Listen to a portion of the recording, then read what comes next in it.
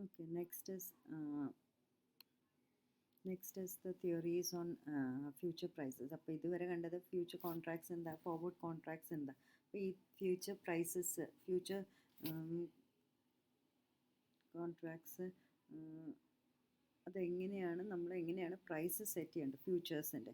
അപ്പോൾ ഫ്യൂച്ചേഴ്സ് പറഞ്ഞാൽ derivative products, ആ derivative products whose value depends largely on the price of the underlying stock or indices. അപ്പോൾ ഒരു സ്റ്റോക്കോ ഇൻഡസസിൻ്റെ വാല്യൂവിനെ വെച്ചിട്ടാണ് ഈ ഫ്യൂച്ചേഴ്സിനെ നമ്മൾ വാല്യൂ ഡിറൈവ് ചെയ്യുക. However the pricing is not that direct. പക്ഷേ അതിൻ്റെ വെച്ചിട്ട് ഇപ്പോൾ ഇത്ര വാല്യൂ ഉണ്ടെങ്കിൽ അതനുസരിച്ചല്ല ഫ്യൂച്ചേഴ്സിൻ്റെ വാല്യൂ തീരുമാനിക്കുക. കുറേ ഡിഫറൻസ് ഉണ്ട്. ഓക്കെ, അപ്പോൾ ഈ ഒരു ഫ്യൂച്ചറിൻ്റെ പ്രൈസും ആസെറ്റിൻ്റെ വാല്യൂവും തമ്മിൽ കുറേ വ്യത്യാസമുണ്ട്. That remains a difference in the price of underlying asset in the cash segment and the derivative segment. അപ്പോൾ ഇത് ഡെറിവേറ്റീവ് മാർക്കറ്റിലേക്ക് പോകുമ്പോൾ അതിന് നല്ല മാറ്റങ്ങളുണ്ട്, വാല്യൂ വ്യത്യാസമുണ്ട്. അപ്പോൾ ഇത് നമുക്ക് മനസ്സിലാക്കാൻ 3 മോഡൽസാണ് ഉള്ളത്. ഡെവലപ്പ് ചെയ്ത് വരുന്നതാണ് എങ്ങനെയാണ് ഫ്യൂച്ചേഴ്സിൻ്റെ വാല്യൂ നമ്മൾ കാൽക്കുലേറ്റ് ചെയ്യുക. ആദ്യത്തെ മോഡലാണ് cost of carry model, second expectation model, പിന്നെ ക്യാപിറ്റൽ അസറ്റ് പ്രൈസിങ് മോഡൽ. അപ്പോൾ 3 മോഡൽസ് ഉണ്ട്. ദ കോസ്റ്റ് ഓഫ് ക്യാരി മോഡലും എക്സ്പെക്റ്റേഷൻ മോഡലും ക്യാപിറ്റൽ അസറ്റ് പ്രൈസിങ് മോഡൽ. അപ്പോൾ ഓരോന്നായിട്ട് നമുക്ക് നോക്കാം. കോസ്റ്റ് ഓഫ് ക്യാരി മോഡൽ, ആദ്യത്തെ മോഡൽ പറഞ്ഞാൽ മാർക്കറ്റ്സ് പെർഫെക്റ്റ്ലി എഫിഷ്യൻ്റ് ആണ്. ക്ലാസിക്കൽ ഫ്രെയിം വർക്ക് പോലെ മാർക്കറ്റ് ഫുള്ളി എഫിഷ്യൻ്റ് ആണ്. അപ്പോൾ ക്യാഷ് ആൻഡ് ഫ്യൂച്ചർ പ്രൈസസിൽ വ്യത്യാസമില്ല, ക്യാഷും ഫ്യൂച്ചർ പ്രൈസസിലും വ്യത്യാസമില്ല. ആൻഡ് അപ്പോൾ അവിടെ ആർബിട്രേജ് ഇല്ല. ആർബിട്രേജ് പറഞ്ഞാൽ രണ്ട് മാർക്കറ്റ്സിൽ തമ്മിലുള്ള വ്യത്യാസമാണ്, വാല്യൂയുടെ വ്യത്യാസം. അപ്പോൾ ഇത് അതിലില്ല, രണ്ടും സെയിം ആണ്. മാർക്കറ്റ് പ്രൈസ് ആയാലും ഫ്യൂച്ചർ പ്രൈസ് ആയാലും സെയിം ആണ്. അപ്പോൾ ക്യാഷ് പ്രൈസും ഫ്യൂച്ചർ പ്രൈസും. അപ്പോൾ the phenomenon way traders take advantage of price differences in 2 or more മാർക്കറ്റ്സ്, അത് ആർബിട്രേജ് ആണ്. അപ്പോൾ അതിനൊരു ഓപ്പർച്യൂണിറ്റി ഇവിടെ ഇല്ല. In short, the price of the future contract will be equal to spot price plus the net cost incurred in carrying the asset till the maturity date of the future contract. അപ്പോൾ അതിൻ്റെ value എന്താ വെച്ചാൽ spot പ്രൈസും പിന്നെ അതിൻ്റെ carry ചെയ്യാനുള്ള value, അതിനെ നമ്മൾ കുറച്ച് കാലം കയ്യിൽ വെക്കണം. അപ്പോൾ അതിൻ്റെ വാല്യൂം കൂടി ആഡ് ചെയ്തിട്ടാണ്. അപ്പോൾ carry cost minus carry return, അത് രണ്ടിൻ്റെയും ഡിഫറൻസ് ആണ്. പ്ലസ് ദ സ്പോട്ട് പ്രൈസ്, അതാണ് future cost according to cost carry model. അപ്പോൾ ക്യാരി കോസ്റ്റ് എന്താണെന്ന് വെച്ചാൽ നമ്മൾ ആ അസറ്റ് നമ്മൾ കയ്യിൽ വെക്കണേൻ്റെയാണ്. അപ്പോൾ സ്റ്റോറേജ്, ഇൻട്രസ്റ്റ് പെയ്ഡ്, അത് കയ്യിൽ വെക്കുമ്പോൾ ഇൻട്രസ്റ്റ് കൊടുക്കുക, അതൊക്കെയാണ് ക്യാരി കോസ്റ്റ്. ക്യാരി റിട്ടേൺ പറഞ്ഞാൽ any income derive from the asset while holding. ഇപ്പോൾ നമ്മൾ ചിലപ്പോൾ ആ അസറ്റ് വല്ലതും കയ്യിൽ വെക്കുമ്പോൾ അതിന് ഡിവിഡൻഡ് കിട്ടാം, അല്ലെങ്കിൽ ബോണസ് കിട്ടാം, അങ്ങനെ വല്ലതും കിട്ടുകയാണെങ്കിൽ അത് മൈനസ് ചെയ്യണം. അപ്പോൾ S P plus spot price plus the carry cost minus the carry return, first മെത്തേഡിൽ. സെക്കൻഡ് പറഞ്ഞാൽ expectancy model of future pricing. ഇത് ഫസ്റ്റ് മോഡലിനെക്കാട്ടിലും വ്യത്യാസമാണ്.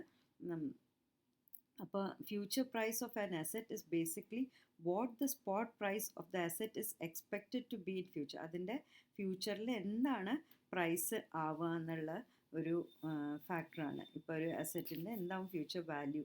This means if the overall market sentiment leans towards a higher price. ഇപ്പോൾ മാർക്കറ്റിൽ higher price ആണെങ്കിൽ the future price of the asset will be positive, future പ്രൈസും positive ആവും. നേരെ മറിച്ച് ലോ ആണെങ്കിൽ, ബിയറിഷ് ആണെങ്കിൽ അത് ഫോൾ ചെയ്യും. Okay, unlike the carry cost model, ഇതിൽ പക്ഷേ അതിലെന്താ വെച്ചാൽ സ്പോട്ട് പ്രൈസും ഫ്യൂച്ചർ പ്രൈസും വലിയ വ്യത്യാസമില്ല. പക്ഷേ ഇതിൽ എന്താ വെച്ചാൽ അങ്ങനെ നമുക്ക് പറയാൻ പറ്റില്ല. Okay, next is capital asset modelling. അപ്പോൾ ഈ ക്യാപിറ്റൽ അസറ്റ് മോഡലിംഗ് പുതിയതായിട്ട് വന്ന ഒരു ഇതാണ്. അപ്പോൾ ഫസ്റ്റ് നമ്മളുടെ ക്യാരി കോസ്റ്റ് അല്ലെങ്കിൽ കോസ്റ്റ് ഓഫ് ക്യാരി മോഡലായിരുന്നു expectancy model. Next is capital asset pricing model. അപ്പോൾ ഇതൊരു പുതിയ ടൈപ്പാണ്, അത് സ്പെഷ്യലാണ്. ഫിനാൻസിൽ നമ്മൾ യൂസ് ചെയ്യേണ്ടതാണ് to calculate the relationship between expected dividends as well as risk of investing in a specific equity. അപ്പോൾ എത്രമാത്രം നമുക്ക് ഡിവിഡൻഡ് കിട്ടണു, അതേപോലെ ഒരു പർട്ടിക്കുലർ ഇക്വിറ്റിയിൽ നമ്മൾ എത്ര ഇൻവെസ്റ്റ് ചെയ്യണു, അതിൻ്റെ റിലേഷൻഷിപ്പ് കണ്ടുപിടിക്കാനാണ് നമ്മളിത് ട്രൈ ചെയ്യുക. എത്ര റിസ്ക് ഉണ്ട്, അതേപോലെ അതിൻ്റെ എക്സ്പെക്റ്റഡ് ഡിവിഡൻഡ് എത്രയാണ്, എത്ര ഡിവിഡൻഡ് കിട്ടും, അതിൽ വരുന്ന റിസ്ക് എന്താണ്, അത് രണ്ടും ഉള്ള റിലേഷൻഷിപ്പ് യൂസ് ചെയ്തിട്ടാണ്. അപ്പോൾ This can be compared with the risk-free returns and the addition of beta. നമ്മളിത് റിസ്ക് ഫ്രീ എത്ര റിട്ടേൺസ് ഉണ്ട്, റിട്ടേൺസും അതേപോലെ ആ റിസ്കിൻ്റെ എലിമെൻറ്റ് ഒരു ബീറ്റ ആയിട്ട് നമ്മൾ അത് ആഡ് ചെയ്യുന്നു. ഓക്കെ, അപ്പോൾ ഈ ഒരു ഈ ഒരു ക്യാപിറ്റൽ അസറ്റ് പ്രൈസിങ് മോഡലിൽ നമ്മൾ രണ്ട് തരം റിസ്ക് എടുക്കാൻ പറ്റും, സിസ്റ്റമാറ്റിക് റിസ്ക്കും നോൺ സിസ്റ്റമാറ്റിക് റിസ്ക്കും. അപ്പോൾ സിസ്റ്റമാറ്റിക് റിസ്ക് പറഞ്ഞാൽ നമ്മുടെ ഈ ഇൻഫ്ലേഷനോ വാറോ അങ്ങനെ വരുന്ന റിസ്ക്, അത് കാരണം വരുന്ന അസറ്റ് പ്രൈസിൽ വരുന്ന മാറ്റങ്ങൾ കാരണം. നോൺ സിസ്റ്റമാറ്റിക് പറഞ്ഞാൽ റിസ്ക് നമ്മളിപ്പോൾ ഒരു ഇക്വിറ്റിയിൽ അസോസിയേറ്റ് ചെയ്തിട്ട് ഇൻവെസ്റ്റ് ചെയ്യുമ്പോൾ വരുന്ന ഒരു റിസ്ക്കാണ്. അപ്പോൾ ക്യാപിറ്റൽ അസറ്റ് മോഡലിംഗ് പറഞ്ഞാൽ ഇത് മെയിനായിട്ട് രണ്ട് തമ്മിലാണ് റിലേഷൻഷിപ്പ് ഉള്ളത്. എക്സ്പെക്റ്റഡ് ഡിവിഡൻഡ് എത്രമാത്രം നമുക്ക് കിട്ടണോ, അതേപോലെ അതിൽ വെക്കണ എത്രമാത്രം റിസ്ക് ഉണ്ട് അതിൽ നമ്മൾ ഇൻവെസ്റ്റ് ചെയ്യുമ്പോൾ. ഓക്കെ, അത് നമ്മൾ കാൽക്കുലേറ്റ് ചെയ്യുന്നത് എത്രമാത്രം റിസ്ക് ഫ്രീ റിട്ടേൺസ് പ്ലസ് നമ്മളൊരു ബീറ്റ പറഞ്ഞ ഒരു എലിമെൻറ്റ് അതിൽ ആഡ് ചെയ്യുകയാണ്. ഗ്രീക്ക് വേർഡാണ് ബീറ്റ. അപ്പോൾ അതൊരു റിസ്കിനെ അസോസിയേറ്റ് ചെയ്തിട്ട് ഒരു എക്സ്ട്രാ എലിമെൻറ്റ് നമ്മൾ ആഡ് ചെയ്യും. അപ്പോൾ ഈ റിസ്ക് പറയുന്നത് രണ്ട് തരമുണ്ട്, സിസ്റ്റമാറ്റിക്കും നോൺ സിസ്റ്റമാറ്റിക്കും. ഇപ്പം ഇനി ഈ ഫോർമുല എന്താ വെച്ചാൽ ആർ എ അല്ലെങ്കിൽ expect R alpha. Okay, R alpha means CAPM മോഡലിൻ്റെ RF plus beta into RM minus RF. അപ്പോൾ ഇതിൽ RM മൈനസ് RF പറയുന്നത് കറണ്ട് മാർക്കറ്റ് റിസ്ക് പ്രീമിയം, എത്രമാത്രം റിസ്ക് പ്രീമിയം ഉണ്ട്. ആ ബീറ്റ പറയുന്നത് ട്രാൻസാക്ഷൻസ് അണ്ടർലൈങ് ദ ട്രാൻസാക്ഷൻ, എത്രമാത്രം ട്രാൻസാക്ഷൻ ഉണ്ടായിട്ടുണ്ട്. അതേപോലെ RF പറയുന്നത് റിസ്ക് ഫ്രീ റേറ്റും ബീറ്റ ആഡ് ചെയ്യാന്ന് പറഞ്ഞു. റിസ്ക് ഫ്രീ റേറ്റ് ആണ് RF. ബീറ്റ പറയുന്നത് എത്രമാത്രം ട്രാൻസാക്ഷൻസ് ഉണ്ടായി. പിന്നെ RM മൈനസ് RF പറയുന്നത് current risk market risk premium, എത്രമാത്രം റിസ്കിൽ കിട്ടുന്ന പ്രീമിയം ഉണ്ട്, അതാണ്. അപ്പോൾ ആർ ആൽഫ പറയുന്നത് എക്സ്പെക്റ്റഡ് ഡിവിഡൻഡ് ഓഫ് ഇൻവെസ്റ്റ്മെൻ്റ് ആണ്. അപ്പോൾ ഇങ്ങനെയാണ് അതിൻ്റെ ഫോർമുല. അപ്പോൾ ഈ ഒരു ഫോർമുലയിൽ എല്ലാ പൊട്ടൻഷ്യൽ റിട്ടേൺസ്, എല്ലാ റിട്ടേൺസിനെയും അവർ ഇൻകോർപ്പറേറ്റ് ചെയ്യുന്നുണ്ട്. That investor could receive due to the risk taking abilities and longer investment time. എത്രമാത്രം റിസ്ക് വരുന്നു അതെല്ലാം ഇൻകോർപ്പറേറ്റ് ചെയ്ത ഒരു ഫോർമുലയാണ്. So it is better. Okay, അപ്പോൾ ഇതൊരു ബെറ്റർ ഫോർമുലയാണ്. അതേപോലെ അൺസിസ്റ്റമാറ്റിക് റിസ്ക് പറയുമ്പോൾ അത് ത്രെറ്റ് അല്ല, ബിക്കോസ് അത് മാർക്കറ്റിൽ എല്ലാവരും അബ്സോർബ് ചെയ്യും. പിന്നെയാണ് ഈ ഫോർമുലയിൽ എല്ലാ കാര്യങ്ങളും ഉൾപ്പെടുത്തിയ കാരണം ഇതൊരു നല്ലൊരു ഫോർമുലയാണ്. അപ്പോൾ ഇതിൽ പറയണത് എന്താ വെച്ചാൽ ഈ മാർക്കറ്റ് കണ്ടീഷൻസ് അനുസരിച്ച് ബീറ്റ ഫാക്ടർ പറയുന്നത് ഒരു റിസ്ക് എലിമെൻ്റ് ആണ്. If the investment risk is greater than current conditions, investment risk കൂടുതലാണ് വിചാരിച്ചോളൂ കറണ്ട് കണ്ടീഷൻസിനെക്കാട്ടിലും, beta value will be lower. Beta value low ആവും. ഓക്കെ, ബിക്കോസ് ട്രാൻസാക്ഷൻസ് കുറയും. നമ്മൾ പറഞ്ഞത് ബീറ്റ ട്രാൻസാക്ഷൻസ് ആണ്. അപ്പോൾ നമ്മുടെ ഇൻവെസ്റ്റ്മെൻറ്റ് റിസ്ക് ഗ്രേറ്റർ ആണെങ്കിൽ, റിസ്ക് കൂടുതലാണെങ്കിൽ ബീറ്റ കുറയും. Beta value will always be equal to 1. നമ്മൾ കൺസിഡർ ചെയ്യുന്നത് it will be equal to 1 എന്ന്. ട്രാൻസാക്ഷൻ നടക്കുമ്പോൾ ബീറ്റ വാല്യൂ 1 ആണ്. In case there is no transaction then it will be lower than 1. Finally, if the risk is greater than the market norm, the formula BE value will be higher than 1. അപ്പോൾ in case risk greater ആണെങ്കിൽ value will be greater than 1. Okay, so relationship between spot price and future price. The main difference between commodity spot price and future price are the delivery dates. Spot priceും future പ്രൈസിൻ്റെയും delivery date വെച്ചിട്ടാണ് difference വരുന്നത്. Spot prices are future prices is that spot prices are for immediate buying and selling. Spot prices പറഞ്ഞാൽ അപ്പം തന്നെ buy ചെയ്യാനും sell ചെയ്യാനുള്ള പ്രൈസാണ്. പക്ഷേ ഫ്യൂച്ചർ പ്രൈസസ് പറഞ്ഞാൽ it is on a different date, predetermined date or a delayed date. The spot price of a commodity is the current cash cost of it for immediate purchase and delivery. The future price looks in the cost of the commodity that will be delivered at some point other than present. അപ്പോൾ future പറഞ്ഞാൽ വേറൊരു ദിവസമാണ്. The difference between spot and future price is the market is called as basis. അപ്പോൾ നമ്മൾ ഈ രണ്ടിൻ്റെയും ഡിഫറൻസിനെ പറയുന്നതാണ് basis എന്ന് പറയുന്നത്.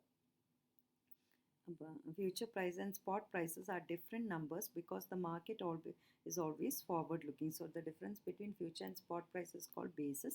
The spot price is usually below the future price.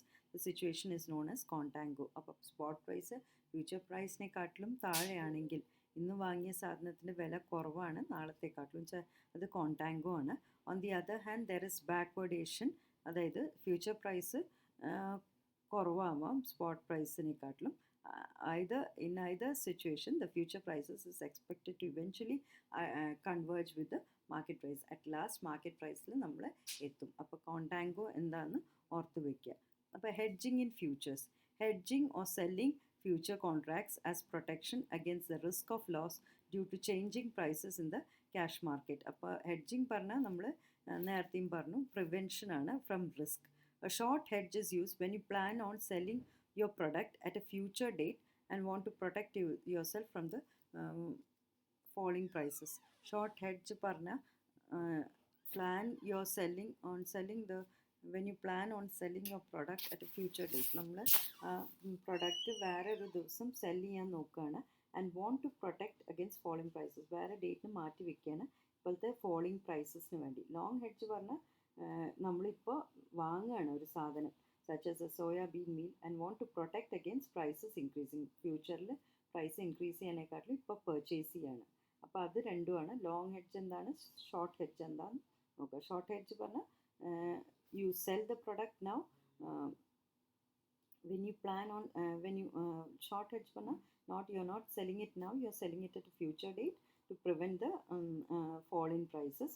Long hedge panna ipo nammal vaangana. So the relationship between local cash price and future price is called as basis. The basis nu parayunnathu local cash price um future price um adayithu spot price um future prices nim vyatyasathинeyana nammal basis parayunnathu. അപ്പോൾ basis പറയുന്നത് price of the appropriate future contract from the local cash market price. അപ്പോൾ രണ്ടും വ്യത്യാസം, അത് രണ്ടും subtract ചെയ്ത് കഴിഞ്ഞാൽ നമുക്ക് ആ ബേസിസ് കിട്ടും. Okay. For a short hedge the more positive the basis. Short hedge ആണെങ്കിൽ, ഷോർട്ട് ഹെഡ്ജ് പറഞ്ഞാൽ നമ്മൾ ആ സാധനം ഇപ്പോൾ വിൽക്കാതെ ഫ്യൂച്ചറിൽ വിൽക്കുകയാണ്, അങ്ങനത്തെ കാര്യത്തിലാണെങ്കിൽ the basis the higher the price receive for the commodity. അങ്ങനെയാകുമ്പോൾ നമുക്ക് കൂടുതൽ വാല്യൂ കിട്ടും. For a long hedge the more negative ആണെങ്കിൽ, ബേസിസ് നെഗറ്റീവ് ആണെങ്കിൽ, നെഗറ്റീവ് പറഞ്ഞാൽ ലോക്കൽ ക്യാഷ് പ്രൈസ് ഗ്രേറ്റർ ആണ് ദാൻ ദ ഫ്യൂച്ചർ പ്രൈസ്. അങ്ങനെയാകുമ്പോൾ ഇപ്പോഴത്തെ സ്പോട്ട് പ്രൈസ് ഗ്രേറ്റർ ആണെങ്കിൽ ദ ലോവർ, അപ്പോൾ എന്താവും, ലോങ് ഹെഡ്ജ് പറഞ്ഞാൽ നമ്മൾ ബൈ ചെയ്യണം. അപ്പോൾ ഇപ്പോഴത്തെ പ്രൈസ് ഹൈ ആണെങ്കിൽ അപ്പോൾ the more negative the basis the lower price paid for the commodity. അങ്ങനെയാണെങ്കിൽ കുറവ് പ്രൈസ് കൊടുത്താൽ മതി ആ കമ്മോഡിറ്റീന് വേണ്ടിയിട്ട്. ഓക്കെ. സോ ഈ ഹെഡ്ജിങ് പറഞ്ഞത് അൺസർട്ടനിറ്റി കുറയ്ക്കാൻ ഹെൽപ്പ് ചെയ്യും. Okay. Now next is options. Options are agreements between two parties to buy or sell a commodity at a certain price. അപ്പോൾ ആദ്യം ഫ്യൂച്ചർ കോൺട്രാക്ട്സ് നോക്കി, ഫോർവേഡ് കോൺട്രാക്ട്സ്. ഇനി അടുത്തതാണ് ഓപ്ഷൻസ്. അടുത്ത ടൈപ്പ് ഓഫ് ഡെറിവേറ്റീവ്സ് ആണ്. അതിലെന്താ വെച്ചാൽ രണ്ട് പാർട്ടി തമ്മിലുള്ള എഗ്രീമെൻ്റ് ആണ് to buy or sell a commodity at a certain price. ഒരു കമ്മോഡിറ്റി ഒരു സർട്ടൻ പ്രൈസിൽ സെൽ ചെയ്യാനോ ബൈ ചെയ്യാനുള്ള ഒരു എഗ്രീമെൻ്റ് ആണ്.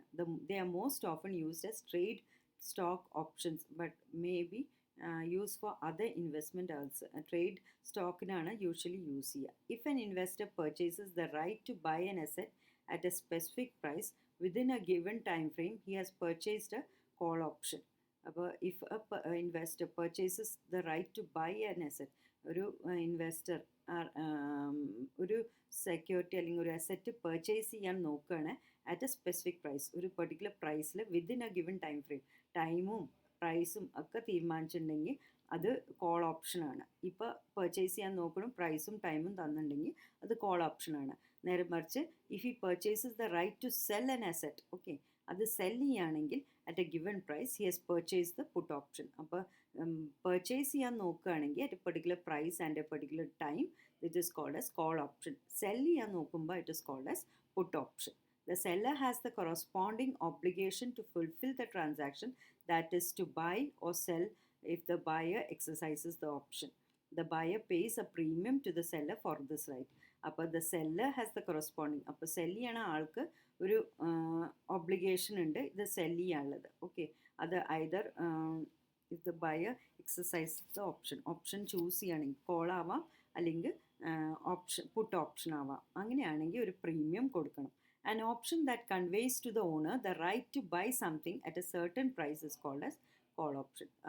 ആ ഓപ്ഷൻ ഓണറിന് റൈറ്റ് കൊടുക്കുകയാണ് to buy something is called as call option. Sell ചെയ്യുമ്പോൾ അത് പുട്ട് ഓപ്ഷനായി. അപ്പോൾ fundamentally the value of an option is commonly decomposed into two parts. ഇപ്പോൾ ഓപ്ഷൻ്റെ വാല്യൂ രണ്ട് തരമുണ്ട്, ഇൻട്രൻസിക് വാല്യൂയും പിന്നെ ടൈം വാല്യൂ. ഇൻട്രൻസിക് പറഞ്ഞാൽ ആ സാധനത്തിൻ്റെ ഇൻട്രൻസിക് പറഞ്ഞാൽ ഇൻസൈഡ് ഉള്ള വാല്യൂ ആണ്. അപ്പോൾ described as the difference between market value of the underlying and the strike price. എത്രയാണ് അതിൻ്റെ മാർക്കറ്റും അത് കിട്ടാൻ പോണുള്ള അത് ആ സമയത്ത് ഇപ്പോൾ ട്രേഡിംഗ് നടന്ന ആ സ്ട്രൈക്ക് പ്രൈസ് എന്താണെന്ന് വെച്ചാൽ ആ ഒരു വ്യത്യാസത്തിനെയാണ് നമ്മൾ ഇൻട്രൻസിക് വാല്യൂ പറയുക. സെക്കൻഡ് പാർട്ട് പറഞ്ഞാൽ time value, which depends on A set of factors which though a multivariable non-linear relationship reflect the discounted expected value of that difference at expiration. അപ്പോൾ discounted വാല്യൂവിനെയാണ് time value പറഞ്ഞാൽ നമ്മൾ ഇന്നിപ്പോൾ നാളെ trade ചെയ്യണ ആ ഒരു option ഉണ്ടാവില്ലേ, അതിന് ഡിസ്കൗണ്ടഡ് വാല്യൂ ആണ്. അതായത് ഇന്നത്തെ വില നിലവാരമല്ല നാളത്തെ ഉള്ള വാല്യൂവിന്. അപ്പോൾ ആ ഒരു discounted value, so it's the discounted expected value of the difference at expiration. അപ്പോൾ എത്രമാത്രം ഡിഫറൻസ് ഉണ്ട് നമ്മളത് അത് സെൽ ചെയ്യുമ്പോൾ അതിനെയാണ് നമ്മൾ പറയുന്നത് ടൈം വാല്യൂ. അപ്പോൾ ഫസ്റ്റ് രണ്ട് തരം ഓപ്ഷൻസിൻ്റെ രണ്ട് പാർട്സ് ഉണ്ട് വാല്യൂൻ്റെ. ഒന്ന് ഇൻട്രൻസിക് വാല്യൂ, സ്ട്രൈക്ക് പ്രൈസും മാർക്കറ്റ് പ്രൈസും ഉള്ള ഡിഫറൻസ് ആണ്. സെക്കൻഡ് അതിൻ്റെ ടൈം വാല്യൂ, അതായത് ഇൻ ഫ്യൂച്ചർ അതിൻ്റെ വാല്യൂ എന്താവും, അതായത് expected value of that discounted expected value of that option. അതാണ് ഈ രണ്ട് വാല്യൂ. ഓൾദോ ഓപ്ഷൻസ് വാല്യൂഷൻ, അപ്പോൾ ഒരു ഓപ്ഷനെ വാല്യൂ ചെയ്യാൻ കുറേ തിയറീസ് ഡെവലപ്പ് ചെയ്തിട്ടുണ്ട്. പക്ഷേ അതിലേറ്റവും ഇമ്പോർട്ടൻ്റ് ആയത് ബ്ലാക്ക് സ്കോർസ് മോഡലാണ്. അത് 1973 ആദ്യമായിട്ട് ആ ഒരു മോഡലാണ് ഡെവലപ്പ് ചെയ്തത്. Option contracts were used for many centuries. However, both trading and academic interest increased from 1973. 1973 ഈ മോഡൽ വന്നപ്പോഴാണ് കൂടുതൽ ഇമ്പോർട്ടൻസ് കിട്ടിയത്. And traded through guaranteed clearing house at Chicago. അത് കഴിഞ്ഞിട്ടാണ് ചിക്കാഗോയിൽ ഇത് ട്രേഡ് ചെയ്യാൻ തുടങ്ങിയത്. ഓക്കെ, അപ്പോൾ ബ്ലാക്ക് ഷോൾസ് മോഡലാണ് ഏറ്റവും ആദ്യം വന്ന ഒരു model. Today, many options are created in a standardized form and traded through clearing house on regulated option. അപ്പോൾ ഇപ്പോൾ കുറേ ടൈപ്സ് ഓഫ് ഓപ്ഷൻസ് ഉണ്ട്. അപ്പോൾ it's a major part of financial instruments. Okay, അപ്പോൾ ഈ ഓപ്ഷൻസിൻ്റെ മേജർ ഫീച്ചേഴ്സ് എന്താ വെച്ചാൽ ഫിക്സഡ് മെച്യൂരിറ്റി ഡേറ്റ് ഉണ്ട്, ഓൺ വിച്ച് ദേ എക്സ്പയർ. ഒരു പെർട്ടിക്കുലർ ഡേറ്റ് ഉണ്ട്, അത് കഴിഞ്ഞ് എക്സ്പയറി ഡേറ്റ് ഉണ്ട് എന്നാണ് അർത്ഥം. Second, the price at which option is exercise is called as exercise price or strike price. ആ ഓപ്ഷൻ നമ്മൾ ബയോ സെൽ ചെയ്യണ പ്രൈസാണ് strike price. The person who writes the option and is the seller is denoted as option writer. ആരാണ് ഈ option പറയണത് അതേപോലെ cell ചെയ്യണമെന്ന് വെച്ചാൽ അത് ഓപ്ഷൻ റൈറ്ററാണ്. പിന്നെ അതേപോലെ who holds the option and is the buyer called the option holder. ആരാ വാങ്ങുന്ന വെച്ചാൽ അയാൾ ഓപ്ഷൻ ഹോൾഡറാണ്. The premium is called the price for the option to the buyer or seller, and a clearing house is there which acts as an interface between the buyers and seller and guarantees the performance of the contract. അപ്പോൾ ഇതെല്ലാമാണ് features. Strike price, expiry date, പിന്നെ writer ആരാണ്, അതേപോലെ premium എപ്പോഴാണ് കൊടുക്കുക, last one clearing ഹൗസിൻ്റെ കാര്യം. അപ്പോൾ ഈ ഫീച്ചേഴ്സ് ഓഫ് ഓപ്ഷൻസ് ആണ്. ഇനി അടുത്തതാണ് types of options. Different types of options ഉണ്ട്. ഫസ്റ്റ് വൺ കോൾ ഓപ്ഷൻ ആണ്. കോൾ ഓപ്ഷൻ പറഞ്ഞാൽ call option gives the purchaser the right to buy an underlying security. ഒരു സെക്യൂരിറ്റി വാങ്ങാനുള്ള ഒരു അധികാരം കൊടുക്കുന്നതാണ് call option at a pre specified price called the exercise or strike price. In return the buyer of the call option must pay the writer and upfront fee known as call premium. അതിന് കൊടുക്കുന്ന ഒരു പ്രീമിയമാണ് ഈ call premium പറയുന്നത്. Okay, this premium is immediate negative cash flow for the buyer of the call option. However, he or she potentially stands to make profit should the underlying stock's price be greater than the excise price. അപ്പോൾ കിട്ടണ price കൂടുതലാണെങ്കിൽ അവർക്ക് profit ആവും. അതിൻ്റെ ഒരു എക്സാമ്പിളാണ് ഈ താഴെ പറയുന്നത്. എങ്ങനെയാണ് പ്രോഫിറ്റ് ആണോ ലോസ് ആണോ കിട്ടുക. പിന്നെ puttu option. Puttu option gives the, ഇത് നേരത്തെ പറഞ്ഞതാണ്, സെൽ ചെയ്യാനുള്ള അധികാരം കൊടുക്കുകയാണ്. പ്രീ സ്പെസിഫൈഡ് പ്രൈസ് നമുക്ക് സെൽ ചെയ്യാൻ പറ്റും. ഒരു പ്രീമിയം കൊടുക്കണം നമ്മൾ സെൽ ചെയ്യുമ്പോൾ, അത് നേരത്തെ പറഞ്ഞതാണ്. Okay, the underlying stock, if the underlying stock's price is less than the excise price, the put option is the money the buyer will buy the underlying stock in the stock market at a less than X and immediately. അപ്പോൾ അതനുസരിച്ച് എങ്ങനെയാണ് വാങ്ങണം വിൽക്കണം പ്രൈസിൻ്റെ difference അനുസരിച്ച് നമുക്ക് പ്രോഫിറ്റോ loss കിട്ടും. Okay, stock option. ഇനി അടുത്ത ടൈപ്പാണ് പുട്ട് ഓപ്ഷൻ കഴിഞ്ഞ് call option, stock option. The underlying asset on a stock option contract is the stock of a publicly traded company. Stock option പറഞ്ഞാൽ publicly traded companyയുടെ contract ആണ്. One option generally involves 100 shares of the underlying company stock. ഇതിൽ main ആയിട്ട് 100 Stokes ഉണ്ടാവും. The same stock can have many different call and put options, differentiated by expiration and strike price. അപ്പോൾ ഇത് main ആയിട്ട് stock options പറയുന്നത് stock of A publicly traded കമ്പനിയുടെ ഓപ്ഷനാണ്. 100 shares ഉണ്ടാവും അതിൽ. അതിന് കുറേ കോൾ ഓപ്ഷൻസ് ഉണ്ടാവും, പുട്ട് ഓപ്ഷൻസ് ഉണ്ടാവും, ഡിഫറൻഷ്യേറ്റഡ് ആവും. അത് മെയിനായിട്ട് ഓരോ ഷെയർസ്, ഓരോ കമ്പനീസിൻ്റെ ഷെയർസ് അനുസരിച്ചിരിക്കും. Then credit options also have a potential use in hedging the credit risk of a financial institution. Compared to their use in hedging interest rate risk, options are used to hedge credit risk are a relatively new phenomenon. അപ്പോൾ options പറഞ്ഞത്, credit options പറഞ്ഞത് hedge ചെയ്യാനും നമുക്ക് use ചെയ്യാൻ പറ്റും. അതായത് നമുക്ക് risk avoid ചെയ്യാനും ഈ ഓപ്ഷൻസ് യൂസ് ചെയ്യാൻ പറ്റും. ക്രെഡിറ്റ് റിസ്ക് പറഞ്ഞാൽ ലോൺ കൊടുത്ത് റിസ്കിനെ അവോയ്ഡ് ചെയ്യാൻ ഈ ഓപ്ഷൻസ് യൂസ് ചെയ്യും. അതിനെയാണ് നമ്മൾ ക്രെഡിറ്റ് റിസ്ക് പറയുക. ഇത് പുതിയൊരു ഓപ്ഷനാണ്, പുതിയൊരു ടൈപ്പാണ്. 2 alternative credit options are derivative exist to hedge credit risk on a balance sheet: credit spread call options and digital default options. അപ്പോൾ രണ്ടെണ്ണമുണ്ട്. Credit spread call options. Credit spread അതായത് എങ്ങനെയാണ് ആ ലോണ് ക്രെഡിറ്റ് കൊടുത്തത്, എങ്ങനെയാണ് അത് സ്പ്രെഡ് ചെയ്തിരിക്കുന്നത്, എത്ര വർഷത്തിനാണ് അത് നിൽക്കുന്നത്. അതേപോലെ ഡിജിറ്റൽ ഡിഫോൾട്ട് ഓപ്ഷൻസ്, ഡിജിറ്റലായിട്ട് ഡിഫോൾട്ട് വരുന്ന ഓപ്ഷൻസ്. അതായത് ഈ നമ്മൾ ഇത് സെൽ ചെയ്യുമ്പോഴും ട്രേഡ് ചെയ്യുമ്പോൾ ഒക്കെ ഡിജിറ്റൽ വേ ആണ്. അപ്പോൾ അതിൽ വരുന്ന ഡിഫോൾട്ടിൽ വരുന്ന കുറേ ഓപ്ഷൻസ് ഉണ്ട്. അപ്പോൾ അതിൻ്റെ അഗേൻസ്റ്റ് എങ്ങനെ നമുക്ക് നിൽക്കാൻ പറ്റും. അപ്പോൾ അങ്ങനെ ഹെഡ്ജ് ചെയ്യാൻ ഹെൽപ്പ് ചെയ്യുന്ന ഒരു ഓപ്ഷനാണ് credit option. Credit spread call option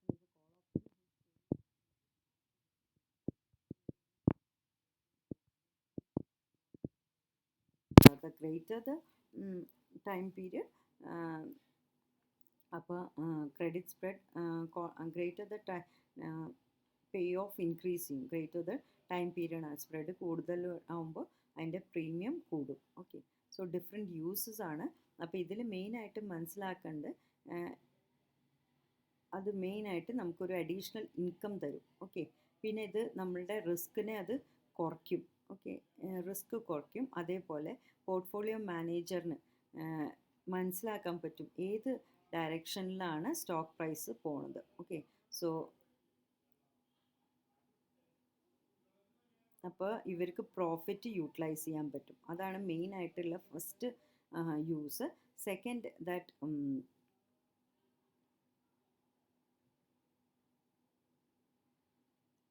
is that writers ബയേഴ്സിന് അത്ര തന്നെ അത് ബെനിഫിഷ്യൽ അല്ലെങ്കിലും, റൈറ്റേഴ്സിൻ്റെ അത്ര ബെനിഫിഷ്യൽ അല്ലെങ്കിലും the proponents of this view argue that option writers are the most sophisticated. പക്ഷേ ആസ് സച്ച് നോക്കുമ്പോൾ ഓപ്ഷൻ റൈറ്റേഴ്സിന് ഫ്രീഡം ഉണ്ട്, എപ്പോഴാണ് വാങ്ങുക എപ്പോഴാണ് വിൽക്കാൻ പറ്റുക. അപ്പോൾ അവർ മോസ്റ്റ് സൊഫിസ്റ്റിക്കേറ്റഡ് ആണെന്നാണ് എല്ലാവരും പറയുന്നത്. അപ്പോൾ അതുകൊണ്ട് അവർക്ക് എപ്പോൾ വേണമെങ്കിലും അവർക്ക് യൂസ് ചെയ്യാൻ പറ്റും അവരുടെ right. There are number of reasons for buying options.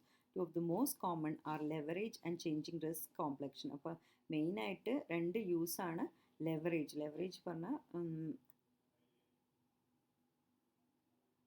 buyer being able to control more securities than could be done with realistic margin. അപ്പോൾ കൂടുതൽ സെക്യൂരിറ്റീസ് ആയിട്ട് അയാൾക്ക് ഡീൽ ചെയ്യാൻ പറ്റും, അതേപോലെ റിസ്ക് കുറയ്ക്കാൻ പറ്റും. In other words, with the use of margin the buyer of the securities can buy more securities and make greater profit. അപ്പോൾ അയാൾക്ക് എത്ര വേണമെങ്കിലും ഷെയർസ് വാങ്ങാം, അങ്ങനെ ഗ്രേറ്റർ പ്രോഫിറ്റ് കിട്ടാൻ പറ്റും. അതേപോലെ റിസ്കിൻ്റെ കോംപ്ലക്ഷൻ മാറ്റാൻ പറ്റും. ഒന്നിൽ മാത്രമല്ല, ഡൈവേഴ്സിഫിക്കേഷൻ പറ്റില്ല, കുറേ തരം സെക്യൂരിറ്റീസിൽ ഇൻവെസ്റ്റ് ചെയ്യാൻ പറ്റും.